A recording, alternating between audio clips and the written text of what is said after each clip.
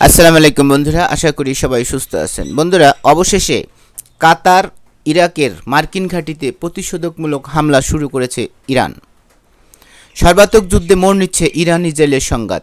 Fordow পারমাণবিক কেন্দ্রে মার্কিন হামলার জবাব 24 ঘন্টার মধ্যেই দিল ইরান। সোমবার রাতে একই সঙ্গে মধ্যপ্রাচ্যের কাতার ও ইরাকের মার্কিন ঘাঁটিতে ক্ষেপণাস্ত্র হামলা চালালো তেহরান। হামলার পরপরই দেওয়া বিবৃতিতে আনুষ্ঠানিকভাবে এ খবর নিশ্চিত করেছে দেশটির ইসলামী বিপ্লবিক বাহিনী আইআরজিসি। জানিয়েছে কাতারে অবস্থিত মার্কিন আল উদাইদ বিমান ঘাঁটিতে ক্ষেপণাস্ত্র হামলা চালিয়েছে ইরান। ভিক্টরি অফ প্রমিস অর্থাৎ বিজয়ের প্রতিজ্ঞা নামে এই অভিযান শুরু করেছে আইআরজিসি। কাতারের ঘাঁটিতে ইরানের হামলার কথা নিশ্চিত করেছে যুক্তরাষ্ট্র। হামলার পরপরই সর্বোচ্চ সতর্কতা জারি করেছে বাহরাইন, সংযুক্ত আরব আমিরাত। আকাশসীমা বন্ধ করে দিয়েছে কুয়েতও। হাই অ্যালার্ট জারি করা হয়েছে সিরিয়ার মার্কিন ঘাঁটিতে। বাহরাইনের সাইরেন বাজানো হয়েছে একটু পরপরই। পরিস্থিতি স্বাভাবিক না হওয়া পর্যন্ত নিরাপদে থাকতে বলা হয়েছে নাগরিকদের। কাতারের হামলার কড়া প্রতিক্রিয়া জানিয়েছে সৌদি আরব।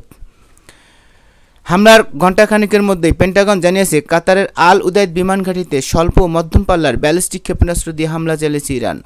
যুক্তরাষ্ট্রের কোনো নাগরিকের হতাহতের খবর পাওয়া যায়নি। পরিস্থিতি এখনও পর্যবেক্ষণ করছে পেন্টাগন।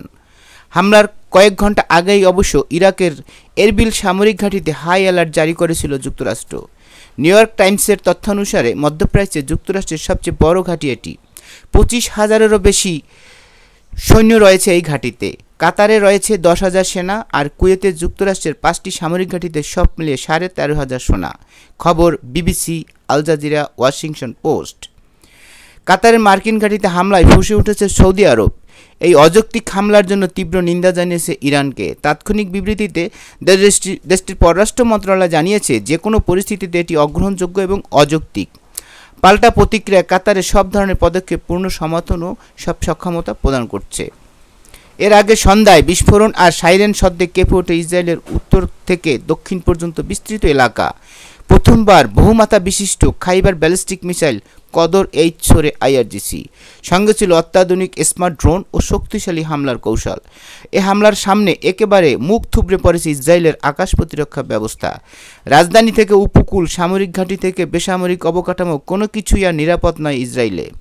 ইরান স্পষ্ট করে দিয়েছে, প্রতিশোধের আগুন এখনোই নিভবে না, বরং আরও ছড়িয়ে পড়বে যতক্ষণ না দখলদারির শেষ কণাও ধ্বংস হয়। খবর মেহের নিউজ, তাসনিম নিউজ। দর্শক, এই হামলার পরপরেই যুক্তরাষ্ট্রের প্রেসিডেন্ট ডোনাল্ড ট্রাম্প অবশ্য বলেছে যে ইসরায়েল এবং ইরানের মধ্যে যুদ্ধবিরতির প্রস্তাব দেওয়া হয়েছে এবং সেটি মেনে নিয়েছে উভয় পক্ষ। কাতারের মাধ্যমে এই মধ্যস্থতা করা হয়েছে। অবশ্য আমরা এখানে দেখতে পাচ্ছি যে ইসরায়েল যখন চাপে পড়ে, যুক্তরাষ্ট্র তখন তড়িঘড়ি করে যুদ্ধবিরতির প্রস্তাব নিয়ে আসে। বারবারই এই জিনিসটা একই রকমভাবে ঘটছে এবং আমরা এবারও তার প্রতিফলন দেখলাম। বন্ধুরা, আজকের ভিডিও এই পর্যন্তই। ভিডিওটি ভালো লাগলে সাবস্ক্রাইব করে আমাদের সঙ্গেই থাকবেন। পরবর্তীতে আবার নতুন ভিডিও নিয়ে আপনাদের সাথে কথা হবে। সে পর্যন্ত সবাই ভালো থাকবেন, সুস্থ থাকবেন এবং বাংলাদেশকে ভালোবাসবেন। আল্লাহ হাফেজ।